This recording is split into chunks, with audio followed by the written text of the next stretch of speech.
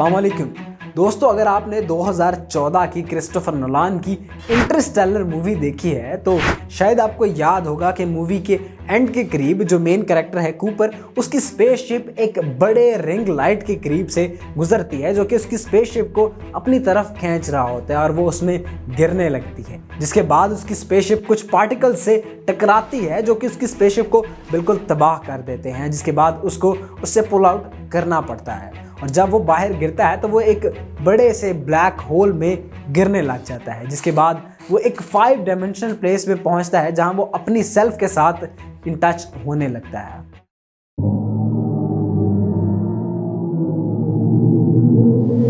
Black holes कायनात की सबसे पुरअसरार और दिलचस्प तख्लीक है। ये स्पेस में बहुत सी गैलेक्सीज में फैले हुए हैं और मुख्तलिफ साइज़ में पाए जाते हैं, जहां ग्रेविटेशनल फोर्स की पुल इतनी मजबूत होती है कि कोई भी चीज़ हत्ता कि रोशनी भी इससे बच नहीं सकती। साइंसदान कई दहाइयों से ब्लैक होल्स को स्टडी तो कर रहे हैं, लेकिन इनकी बहुत सी खसूसियात, करैक्टरिस्टिक्स और तर्ज अमल अभी तक पूरी तरह से समझ में नहीं आ पाए हैं। आज हम ब्लैक होल्स की तहकीक की तारीख, साइंसदान और इस वक्त ब्लैक होल्स के बारे में क्या जानते हैं और इन पर पुरअसरार अशिया को मज़ीद मुताला और समझने के लिए जारी कोशिशों का जायज़ा लेंगे। आइंस्टाइन ने अपनी theories special theory of relativity और जनरल थ्योरी ऑफ रिलेटिविटी में इस फोर्स का, इस कॉन्सेप्ट का जिक्र ज़रूर किया था कि कायनात में ऐसी बॉडीज़ पाई जाती हैं जिनकी ग्रेविटेशनल फोर्स इस कदर ज़्यादा है कि वो लाइट और एनर्जी या इवन टेम्परेचर को भी खींच सकती हैं और उसको बेंड कर सकती हैं। 1915 में एल्बर्ट आइंस्टाइन ने अपने नज़रिए इजाफियत शाया किया, जिसने ग्रेविटेशनल फोर्स के मादे और प्रेजेंस ऑफ एनर्जी की वजह से स्पेस टाइम कर्वेचर के तौर पर बयान किया। इसको आप इस तरह से एज्यूम कर सकते हैं कि आप एक फैब्रिक, एक प्लेन कपड़ा एज्यूम कर लें और उसके ऊपर आप एक बॉल गिराएं, तो उस बॉल का जितना ज़्यादा मास होगा वो उतना बड़ा उसके अंदर कुआं या एक कर्वेचर डालेगा, उसके अंदर एक बैंड डालेगा और उसके आसपास की चीज़ें उसके गिर्द घूमने लगेंगी और वो उन चीज़ों को अपनी तरफ खींच रहा होगा। ये था इस तरह का स्पेस और टाइम कर्वेचर आया। इस नज़रिए ने ग्रेविटी वेल्स के वजूद की पेशगोई की, जहां ग्रेविटेशनल फोर्स की खींच इतनी मजबूत है कि ये खलाई वक्त यानी कि स्पेस टाइम को इस मकाम तक ले जाती है जहां से एक वन वे स्ट्रीट बन जाती है, यानी यहाँ से कुछ भी वापस नहीं आ सकता, सब कुछ इसके अंदर खिंचा चला जाता है। ब्लैक होल का पहला हकीकी सबूत 1960 से 1970 की दहाइयों में सामने आया, जब साइंसदानों ने मुतअद्दिद बाइनरी स्टार सिस्टम्स दरियाफ्त किए जहां सितारों में से कोई एक पोशीदा था, लेकिन इसकी मौजूदगी और अंदाज़ा इस तरह लगाया जा सकता है कि इसने नज़र आने वाले सितारे के मदार को किस तरह मुतासर किया। इन पोशीदा सितारों को बाद में ब्लैक होल्स के तौर पर शनाख्त किया गया। ब्लैक होल्स का वजूद इस तरह से आसानी से समझा जा सकता है कि इनको एक बुझा हुआ सितारा समझ लें, यानी कि एक सितारा है जो कि बुझ चुका है, डेड हो चुका है। आखिर सितारे डेड कैसे होते हैं?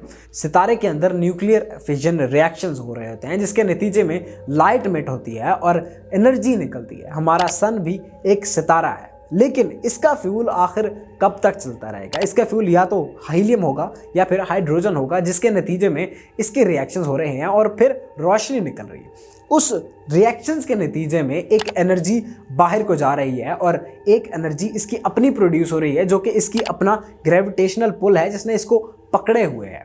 लेकिन एक वक्त आएगा जिस वक्त इसके अंदर से फ्यूल, इसका हीलियम या हाइड्रोजन ख़त्म हो जाएगा, इसके अंदर मज़ीद रिएक्शंस होना बंद हो जाएंगे और जो फोर्स इसको बाहर को धकेल रही है वो ख़त्म हो जाएगी, इसकी एनर्जी, इसकी लाइट ख़त्म हो जाएगी, मर जाएगी। जिसके बाद ये होगा कि ग्रेविटेशनल फोर्स को काउंटर करने के लिए कोई फोर्स नहीं रहेगी और वो सितारा अपने ही अंदर धंसा चला जाएगा और वो इस तरह से तबाह हो जाएगा। ब्लैक होल्स की तारीफ 3 अहम खसूसियात से होती है: मैस, स्पिन और चार्ज। ब्लैक होल का मैस इसके साइज के डायरेक्टली प्रोपोर्शनल होता है। जितना ज़्यादा बड़ा ब्लैक होल होगा, इसका होराइजन उतना ही बड़ा होगा। ब्लैक होल के स्पिन का तयन इसकी रफ्तार से हो सकता है और ये 0 से 1 तक हो सकता है, जिसका मतलब है ब्लैक होल्स में चार्ज हो सकता है, लेकिन साइंसदानों को अभी तक ऐसा कोई चार्ज शुदा ब्लैक होल दरियाफ्त नहीं हो सका है, जिसका मतलब है कि ये बात अभी तक महज थ्योरेटिकल ही है। जब एक सितारा तबाह होता है और उसके अंदर एक ब्लैक होल बन जाता है तो उसके इर्द गिर्द की सारी एनर्जी, सारी लाइट और तमाम पार्टिकल्स को वो अपने गिर्द खींचने लगता है, अपने अंदर खींचने लगता है, और जिसकी वजह से इसके गिर्द वो घूमने लगती हैं। और लगता ऐसे है कि इसके गिर्द एक डिस्क घूमने लग रही है जो कि रोशनी की बनी हुई है, और इसकी जो अंदर सबसे इनर मोस्ट सतह है उसको इवेंट होराइजन कहा जाता है। इवेंट होराइजन एक ब्लैक होल के इनर मोस्ट आखिरी हद है जिससे आगे कुछ भी नहीं बच सकता और सब कुछ इसके अंदर खिंचा चला जाता है। यहाँ पर ग्रेविटेशनल फोर्स बहुत ज़्यादा बढ़ जाती है, इस कदर बढ़ जाती है कि इसके अंदर से लाइट भी एस्केप नहीं कर पाती। एक बार जब कोई चीज़ इवेंट होराइजन को क्रॉस कर लेती है तो इसे ब्लैक होल के अंदर समझा जाता है और कभी भी फरार नहीं हो सकता।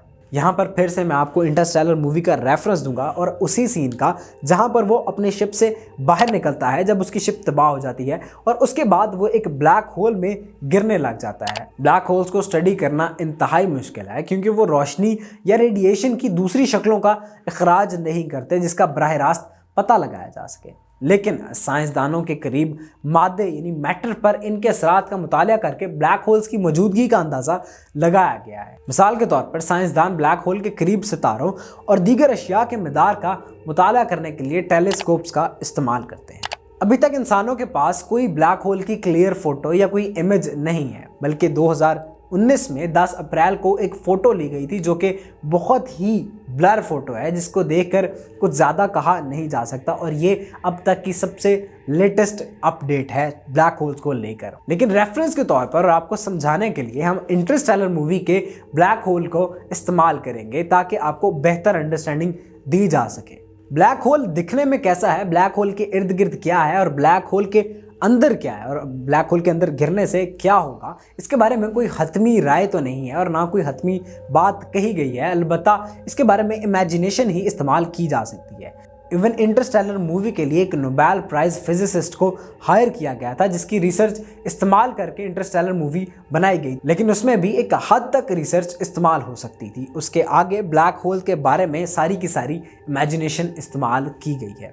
ब्लैक होल्स को स्टडी करने के लिए सबसे ज़्यादा उम्मीद अफजा तरीक़ों में से एक ग्रेविटेशनल वेव्स है। ये स्पेस टाइम में लहरें हैं जो दो बड़ी अशिया के टकराने से पैदा होती हैं। साइंसदानों का ख्याल है कि ग्रेविटेशनल वेव्स का पता लगाने से ब्लैक होल्स और कायनात में मौजूद दीगर अशिया के बारे में मालूमात का खजाना मिलेगा। हालिया बरसों में साइंसदानों ने ब्लैक होल से मुतालिक कई अहम दरियाफ्तें की हैं। मिसाल के तौर पर 2019 में इवेंट होराइजन टेलीस्कोप के ताउन से ब्लैक होल की पहली बराह रास्त तस्वीर जारी की जिसने इस पुरअसरार चीज़ की खुसूसियात के बारे में मालूमात का ख़जाना फ्राहम किया। आखिर में ब्लैक होल्स एक दिलचस्प और पेचीदा मौजू है जो साइंसदानों और अवाम को यकसा तौर पर मशहूर करता रहता है।